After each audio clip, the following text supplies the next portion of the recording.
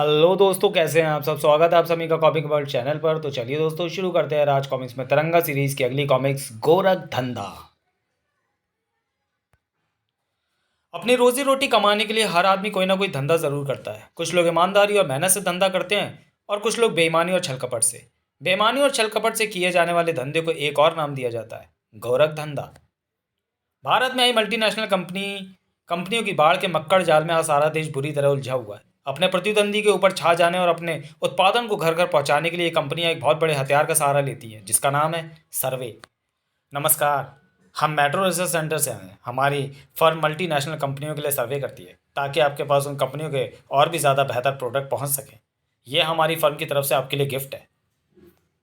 क्या हमें हमारे कुछ सवालों का जवाब मिल सकता है? क्यों नहीं। 100 रुपये के फ्री गिफ्ट के बदले गृहिणी को कुछ सवालों का जवाब देने में भला क्या दिक्कत हो सकती थी। कृपया बताएं, आपके घर में कितने सदस्य हैं, कितने शहर में और कितने विदेश में रहते हैं, वे कौन से साबुन इस्तेमाल करते हैं, टेलीफोन है, आप कौन सा टीवी इस्तेमाल करते हैं, परफ्यूम कौन सा लगाते हैं, कोक पीती हैं या पेप्सी। आपसी रखवाली योजना के तहत आपने सुरक्षा के क्या क्या इंतजाम कर रखे हैं। सर्वे करने वालों ने सवालों की झड़ी लगा दी थी, लेकिन उस गृहिणी ने सभी का जवाब खुशी खुशी दिया। और ये सर्वे उसी कॉलोनी में नहीं, दूसरी कॉलोनी में भी हो रहा था, या यूं कहें कि पूरे शहर में हो रहा था तो अतिशयोक्ति ना होगी। शहर में आजकल दिन में जहां ऐसा धंधा करने वाले सक्रिय हैं, वहीं रात को सक्रिय है यह धंधा करने वाले चोर। बस इससे ज़्यादा आवाज़ नहीं करना, वरना टैटो काट का आवाज़ बंद कर दूंगा। शहर में चोरी और लूटपाट की बाढ़ सी आई हुई थी, और जब वारदात से पहले या वारदात होते हुए ऐसा कुछ ना हो तो क्या करे पुलिस। लेकिन ना कहीं शोर था और ना कोई हंगामा। और क्या करें, शहर का रक्षक समझे जाने वाला तिरंगा, आकाश में चमकता सुरक्षा चक्र, जिसका मतलब है पुलिस हेडक्वार्टर की छत पर मेरा इंतजार कर रहे हैं। कमिश्नर साहब, तुम्हें यहाँ बुलाने के मेरे पास दो कारण है तिरंगा। पहले तो मैं तुम्हें इस बात की सूचना देना चाहता हूँ कि आजकल शहर में चोरी और लूटपाट की घटनाओं में अप्रत्याशित रूप से वृद्धि हुई है।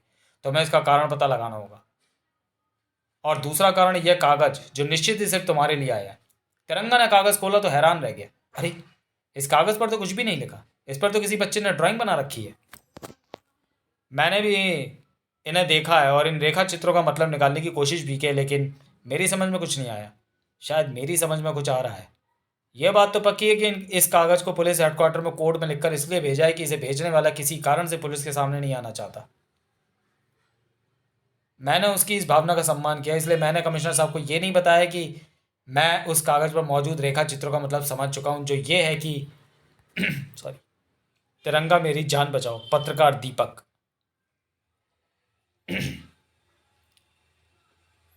दीपक इस शहर का प्रसिद्ध पत्रकार है। वह अपने समाचार पत्र क्राइम कवरेज के जरिए समाज में फैले भ्रष्टाचार को उजागर करने में जुटा हुआ है। उसकी जान को खतरा है, उसे मेरी मदद की ज़रूरत है, इसलिए मुझे तुरंत ही पहुंचना होगा। दीपक के घर।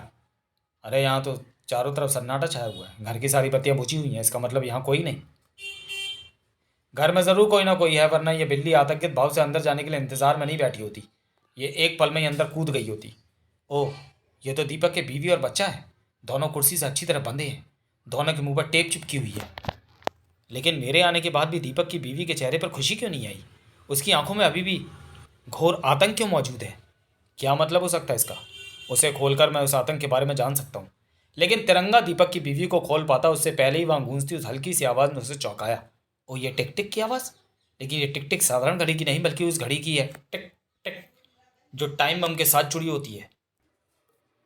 और वह टाइम बम मुझे ढूंढना है, टिक टिक।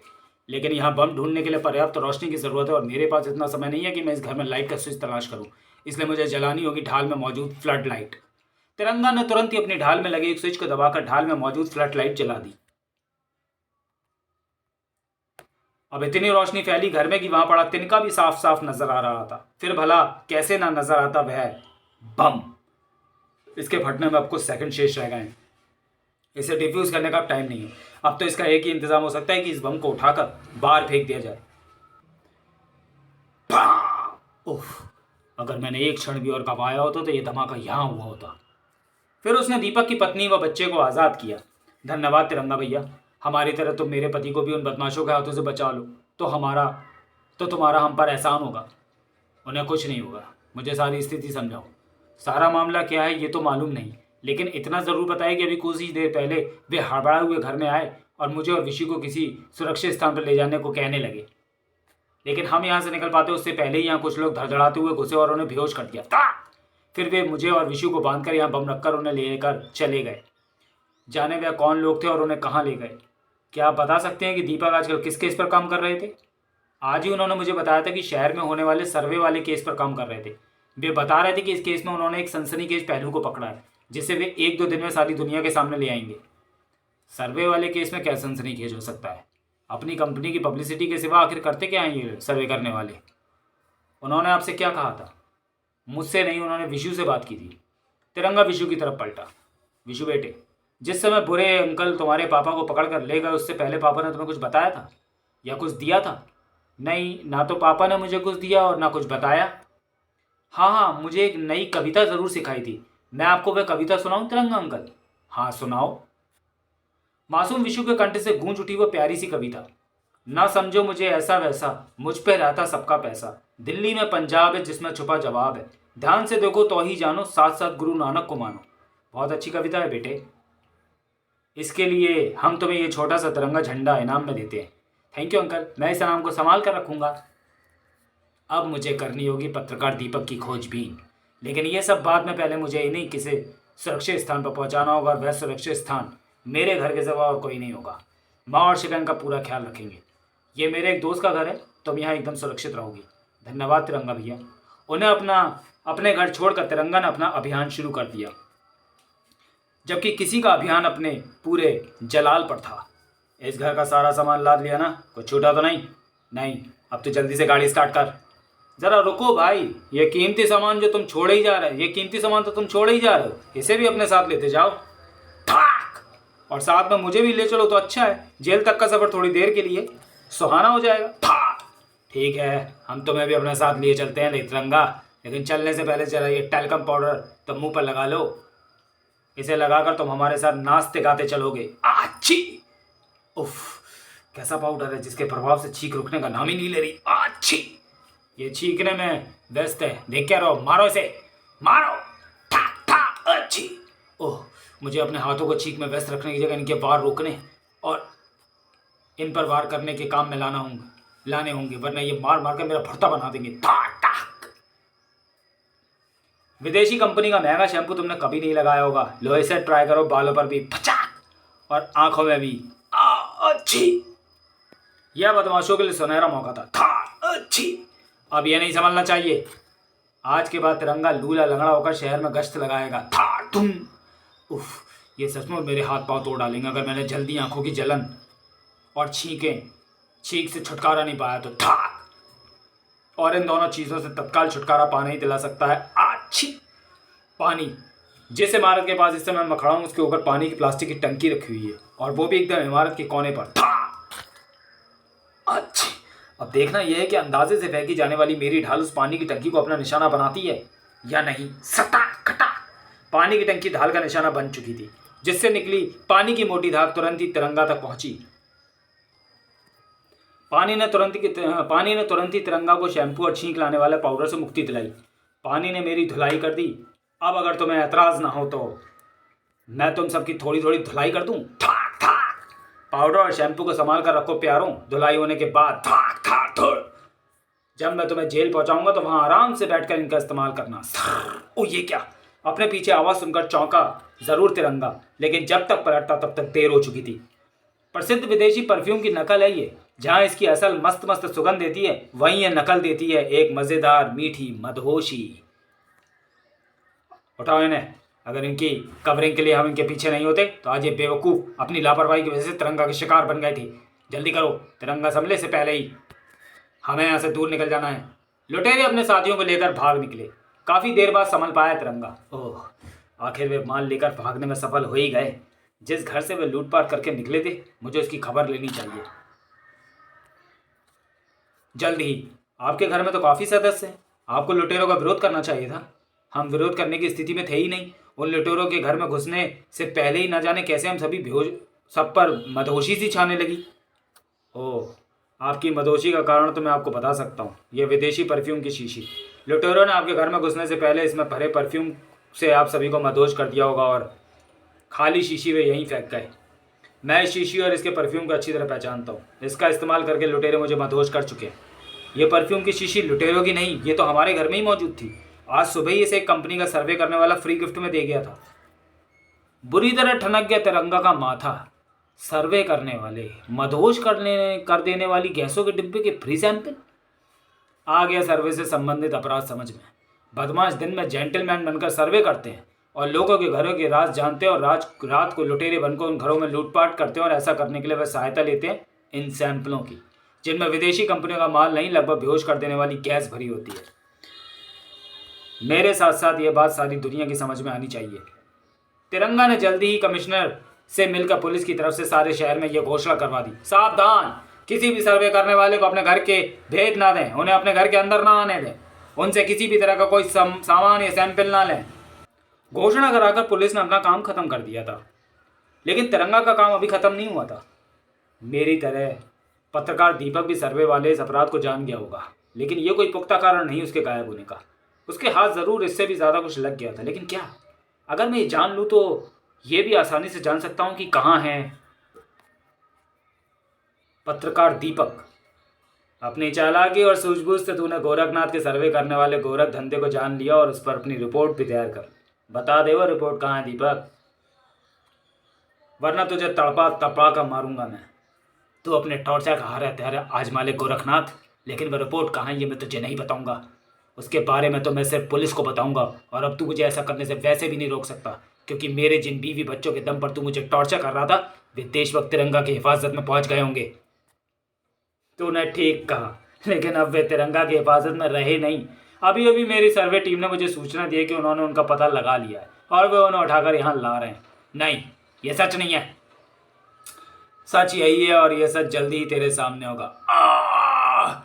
एक बार फिर दीपक पर भीषण यातनाओं का दौर शुरू हो चुका था, जबकि इधर अपनी गश्त से वापस लौटे तिरंगा पर मानो हैरानी का दौरा पड़ा हुआ था। मम्मी, शिखा, ये क्या हुआ तुम्हें? तिरंगा ने तुरंत ही दोनों को संभाला, जल्दी उन्हें सामान्य करने में कामयाब हो गया। क्या हुआ शिखा? दीपक की बीवी और उसका बच्चा कहाँ है? उन्हें कुछ बदमाश उठाकर लेगा भैया। कुछ देर पहले वे धड़धड़ाते हुए घर में घुसे और उन्होंने मुझ पर और मम्मी पर एक स्प्रे छिड़क दिया। मुझ पर और मम्मी पर मधुशी सी छाने लगी, जबकि उन्होंने दीपक की पत्नी और बच्चे को पकड़ लिया। फिर तो एक पल भी नहीं रुके, उन्हें खींचते हुए यहाँ से ले गए। ये बहुत बुरा हुआ भैया, दीपक की बीवी और बच्चे को ले जाकर बदमाशों ने आपको भारी शिकस्त दी है। दुखी मत हो मेरी बहन, क्योंकि रखते हैं जो खुली अपनी आंखें हर वक्त, खाते नहीं वो कभी दुश्मनों से शिकस्त। भाई के होठों पर खेलती उस रहस्यमयी मुस्कान का मतलब ना समझ सकी शिखा। अचंभित सी हो बोल उठी वे बदमाश दीपक की पत्नी और बच्चे से किसी रिपोर्ट के बारे में पूछ रहे थे। रिपोर्ट? दीपक और उसके परिवार पर आई इस तबाही का कारण वही रिपोर्ट हो सकती है, लेकिन एक अबला औरत और एक मासूम बच्चे का किसी रिपोर्ट से क्या मतलब हो सकता है? अचानक कुछ याद करके उछल पड़ा तिरंगा। हो सकता है, क्यों नहीं हो सकता? तू मम्मी को संभालना शिखा, मैं ओवर टाइम करके जल्दी वापस लौटूंगा। हवा की तेजी से वहां से बाहर निकला तिरंगा। गोरखनाथ का अड्डा, जहां से संचालित होता सारे शहर को अपने शिकंजे में जकड़ने वाला गोरख धंधा। तुम मुझे अपने पति के रिपोर्ट के बारे में बता दो तो मैं तुम सबको छोड़ दूंगा। मैं सच कहती हूँ, मुझे किसी रिपोर्ट के बारे में कुछ नहीं पता, लेकिन मैं अपने पति से तुम्हें वो रिपोर्ट दिला सकती हूँ। मुझे उनसे मिलवा दो, मैं उन पर दबाव डालूंगी कि वे रिपोर्ट तुम्हें दे दें। नहीं, हम तुम्हें तुम्हारे पति से नहीं मिलवा सकते, तुम्हें वो रिपोर्ट अपने आप ही ढूंढनी होगी। हम तभी तुम्हें और तुम्हारे पति को जीवन दान देंगे। जो खुद खोने जा रहे हो अपनी पहचान, वे क्या किसी को देंगे जीवन दान? तिरंगा, तेरे पाप की नगरी पर इंसाफ और कानून का तिरंगा फहराने में यहाँ आया हूँ और मुझे यहाँ लेकर पहुँचा है। इस बच्चे की जेब पर लगा ये तिरंगा जो असल में माइक्रो ट्रांसमीटर है। मुझे ऐसी किसी बात की संभावना थी, इसलिए मैंने इस ट्रांसमीटर को बच्चे के साथ रखा था। मैं इसके पीछे आया और पुलिस मेरे पीछे आ रही होगी। तू यहाँ आ तो गया है तिरंगा, लेकिन यहाँ से लाश बनकर ही बाहर जाएगा। और रही पुलिस की बात, तो गोरखनाथ के गोरख धंधे की महिमा तू नहीं जानता तिरंगा। हिंदुस्तान की पुलिस मुझे छू भी नहीं सकती, क्योंकि मैं अपने अपराध का कोई सबूत नहीं छोड़ता। तुम्हारे हर गुनाह का सबूत दीपक के पास मौजूद है। तुम्हारे अड्डे से मुझे बस उसे ढूंढना है। दीपक तो तुम्हें यहाँ मिल जाएगा, लेकिन उसकी आत्मा ढूंढने के लिए तुम्हें यमराज के पास जाना होगा, क्योंकि हमारी यातनाएं सह सहकर उसकी आत्मा ने उसके शरीर का साथ छोड़ दिया है। ओ नहीं नहीं, दीपक को मारकर तू अपने गुनाह से बच जाएगा, ऐसा सोचना तेरी भूल है गोरखनाथ। तुझे तेरे कर्मों की सजा मिलेगी, जरूर मिलेगी। कोई अपनी जगह से ना हिले। तभी पुलिस पार्टी भी वहां पहुंची। सभी को घेर लिया गया। तुम सभी को गिरफ्तार किया जाता है। होश की बात करो डीसीपी। इस तिरंगी कपड़े वाले जोकर के कहने पर तुम अपनी वर्दी खतरे में डाल रहे हो। किस बिना पर तुम हमें गिरफ्तार करने की सोच रहे हो? हमारे खिलाफ क्या सबूत है तुम्हारे पास? अगर तुम सबूत के साथ ही गिरफ्तार होना चाहते हो तो मुझे सबूत पेश करने में कोई एतराज नहीं। तुम्हारे खिलाफ हर सबूत इस बच्चे के पास मौजूद है। सभी को आश्चर्य के सागर में डुबोता तिरंगा बच्चे के पास बैठ गया और, विशु बेटे, जरा अपनी वह कविता तो सुनाना जो तुम्हें तुम्हारे पापा ने सुनाई थी। विशु तुरंत ही शुरू हो गया। ना समझो मुझे ऐसा वैसा, मुझ पे रहता सबका पैसा। दिल्ली में पंजाब है जिसमें छुपा जवाब है। ध्यान से देखो तो ही जानो, साथ साथ गुरु नानक को मानो। इस कविता का मतलब है गुरुद्वारे के सामने पंजाब नेशनल बैंक के लॉकर नंबर 7 यानी 77 में दीपक की रिपोर्ट है। दीपक के पत्र के पीछे बना बच्चे का चित्र पहले मुझे बेकार लगा था, लेकिन जब मुझे दीपक की रिपोर्ट के बारे में पता चला तो मेरा माथा ठनका कि हो ना हो कि दीपक ने उस रिपोर्ट को कहीं छिपा दिया और उसका पता अपनी पत्नी या बच्चे को बता दिया। और वैसा ही हुआ। दीपक ने रिपोर्ट की सुरक्षा का पूरा ध्यान रखते हुए उसका पता अपने बेटे विशु को कविता के रूप में बता दिया।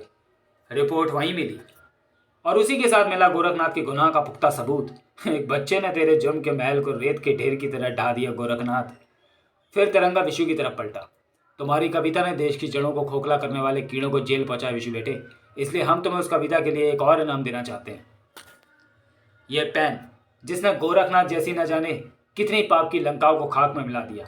अपने पिता की तरह मरते दम तक इसे अपने हाथ से मत छूटने देना, क्योंकि गोली नहीं, बारूद नहीं और ना ही तलवार, सबसे बड़ा विध्वंसक हथियार है कलम की धार। समाप्त। तो चलिए दोस्तों, वीडियो को यहीं समाप्त करते हैं और मिलते हैं तिरंगा सीरीज की अगली कॉमिक्स मिस्ट्री वीटा में। तब तक के लिए धन्यवाद।